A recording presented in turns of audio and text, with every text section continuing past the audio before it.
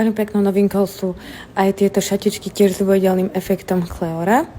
Vršok je takýto elastický z takej tričkoviny a spodok je takáto veľmi pekná prekladaná bavlnená suknička. Dĺžka je tak do polovice lítok. Ja mám 170 cm. V páse sú strihané, vzadu sú tak pekne riešené, že sa viažu.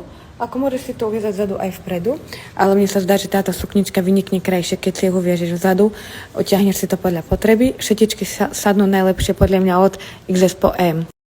Veľmi pekná je podľa mňa aj táto jednoduchá čierno-biela kombinácia a vyzerajú veľmi dobre s teniskami, ale podľa mňa budú vyzerať veľmi dobre napríklad aj na jeseň s nejakými čižmičkami. Sukničke si naozaj drží veľmi pekne tvar.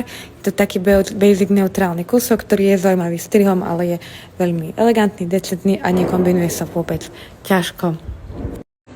A ešte máme šatičky Cleora ako novinku aj v takejto olivovo-zelenej. V páse sú strihané a suknička si krásne drží tvar.